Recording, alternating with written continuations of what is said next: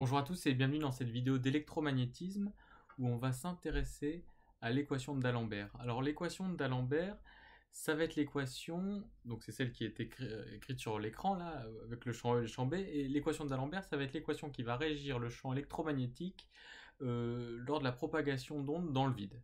Donc ce qu'on va faire, c'est qu'on va partir des équations de Maxwell, on va les écrire dans le vide, on va les simplifier, pour les écrire dans le vide. Et à partir des équations de Maxwell écrites dans le vide, on va les travailler un petit peu pour aboutir aux équations de D'Alembert. Et donc c'est ce qu'on va faire maintenant. C'est une démonstration très classique qu'il faut savoir faire rapidement et qu'on va étudier tout de suite. Et pour démontrer l'équation de D'Alembert que vérifie le champ E et le champ B, il nous faut rappeler une loi, une relation d'analyse vectorielle qui est que le rotationnel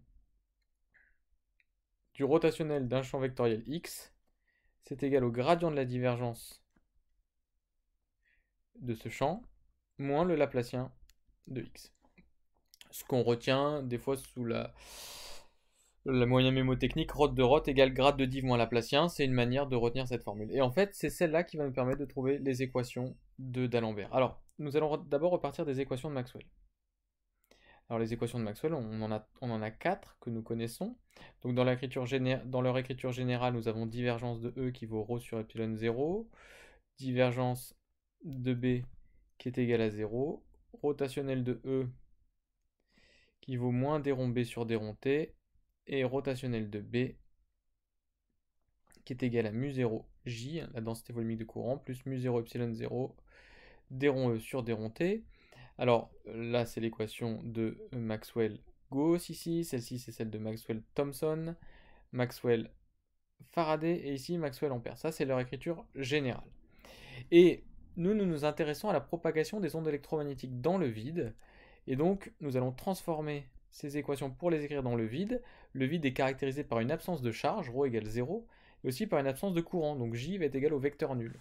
Ce qui va nous permettre de simplifier les équations de Maxwell dans le vide. Divergence de E va devenir nulle, divergence de B reste nulle, rotationnel de E va être égal à moins d rond B sur d rond T, et rotationnel de B à mu0 epsilon 0 d rond E sur d rond T. On voit qu'il y a une certaine symétrie dans ces 4 équations de Maxwell dans le vide. Donc voici l'écriture des 4 équations de Maxwell dans le vide.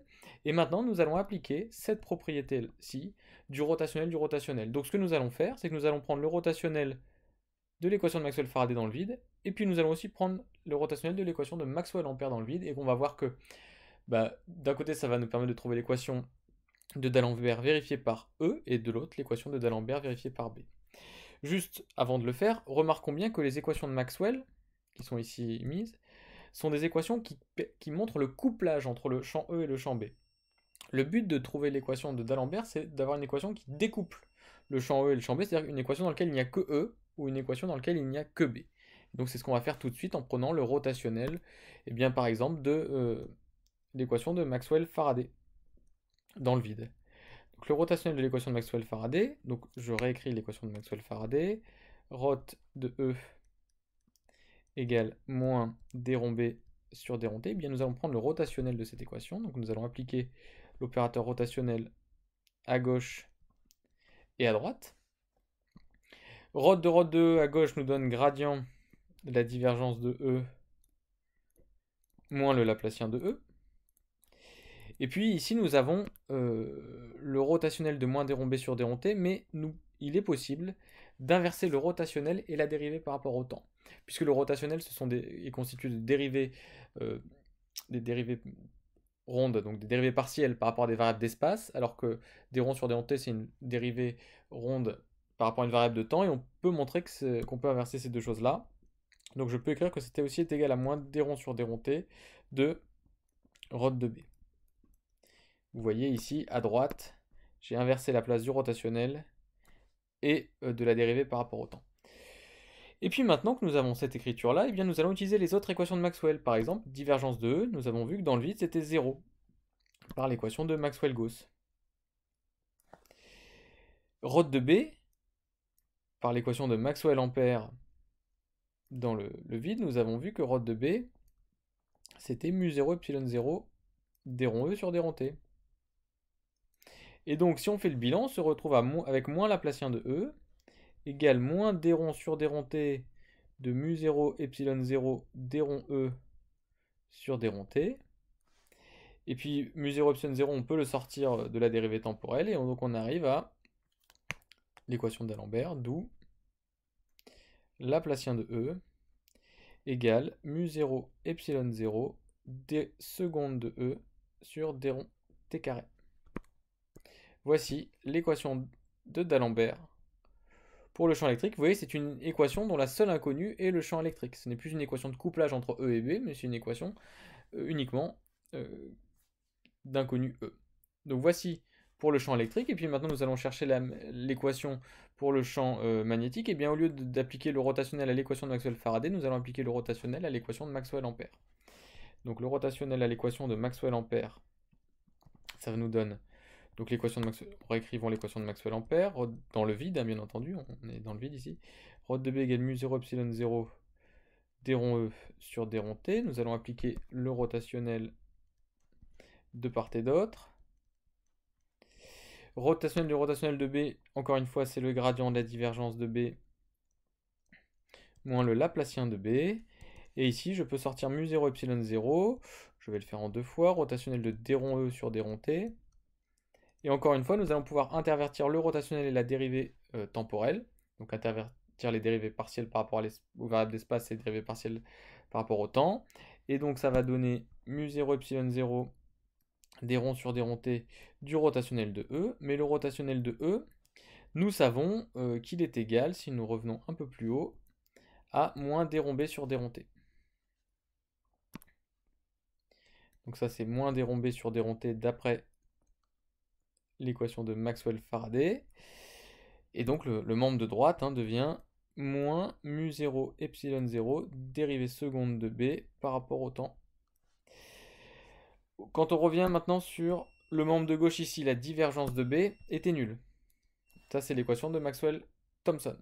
Et donc il reste le Laplacien de B, et donc on arrive à l'équation en fait complètement identique pour B que celle qu'on avait obtenue pour E. C'est la même équation d'Alembert qui relie le Laplacien de B à la dérivée seconde de B par rapport au temps. Et donc, quand vous avez une équation de cette forme-là, un Laplacien d'un champ vectoriel qui est égal à une constante fois la dérivée seconde du champ vectoriel par rapport au temps, c'est ce qu'on appelle une équation de d'Alembert. Alors, on va s'intéresser un petit peu au terme qui est ici.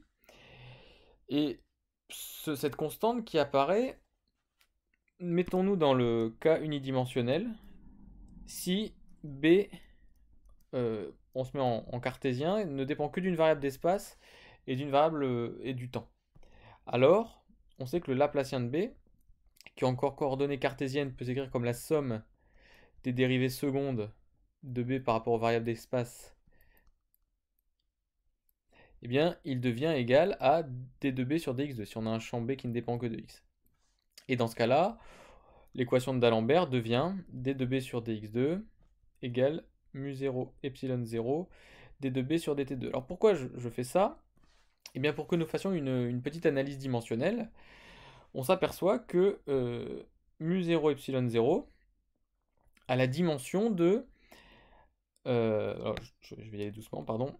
Si on fait une analyse de dimensionnelle, là on a la dimension de B sur une longueur au carré, la dérivée seconde de B par rapport à x, c'est la dimension de B sur une longueur au carré. Là j'ai la dimension de mu 0 epsilon 0, et là j'ai la dimension de B sur un temps au carré. Donc ça c'est l'analyse. Là j'ai fait l'écriture en analyse dimensionnelle de l'équation d'Alembert unidimensionnelle, c'est-à-dire avec B qui ne dépend que de x. Et donc si je simplifie, je m'aperçois que mu 0 epsilon 0, eh bien ça a la dimension de un temps sur une longueur au carré. Et ça c'est l'inverse d'une vitesse au carré. Donc on pose, c'est l'inverse d'une vitesse, et donc on va poser cette vitesse c. Et donc mu 0 sur epsilon 0, ça va être 1 sur c carré.